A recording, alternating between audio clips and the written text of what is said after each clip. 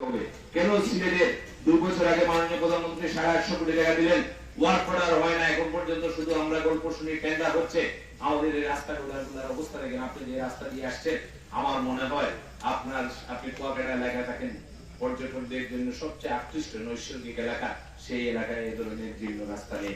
এই বিষয়টি আপনি খেয়াল রাখবেন। আর মাননীয় মেয়রের কাছে আমরা যখন কাছে পেয়েছি, আমাদের কিছু দাবি আছে মাননীয় মেয়রকে কাছে, যে আমাদের 6টি ওয়ার্ডে আপনি দয়া করে একটু স্পেশাল বরাদ্দ দেন।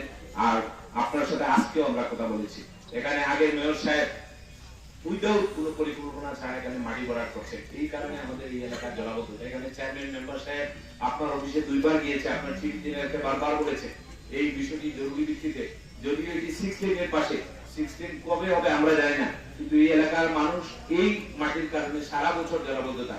আমাদের 400-500 মানুষ আপনার সিটি কর্পোরেশনে গিয়েছে।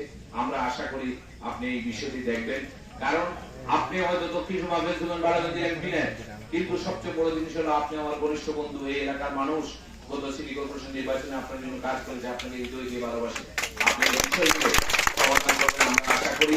আমি আর বক্তব্য বাড়াচ্ছি না, আমি ধন্যবাদ জানাচ্ছি আমাদের 3 উপজেলা প্রশাসনের সকল কর্মকর্তাদেরকে, তারা দিনরাত অক্লান্ত পরিশ্রম করে যাচ্ছেন আমাদের 3 ইউনিয়ন সহ।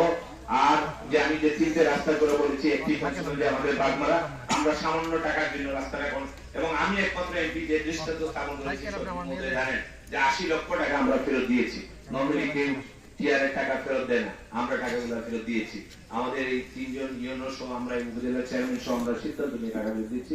আমরা বক্তব্য বাড়াচ্ছি না, আপনি বক্তব্য রাখবেন। আমরা আশার আপনার কাছ থেকে এই এলাকার মানুষের যে দীর্ঘদিনের দাবি, সেই দাবির পরিপ্রেক্ষিতে আপনি বক্তব্য রাখবেন।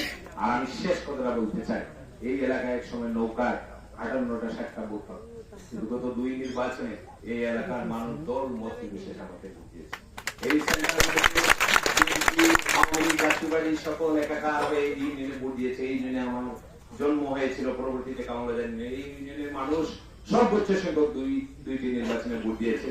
আমি আশা করি আপনি এখানে এসেছেন, আপনি আমাদের নেতা, আপনারা আমাদের বড় ভাই, আপনি দুর্যোগ প্রবণ এলাকায় আপনার জন্ম, আপনি বুঝেন মানুষের কষ্ট, সেই দুঃখ কষ্টের কথা আপনার কাছ থেকে তাদের আনন্দ বাগাবে করবে আজকের বক্তব্য শুনে। সেই আশাবাদ ব্যক্ত রেখে আমি আমার বক্তব্য শেষ করছি। জয় বাংলা, জয় বাংলা।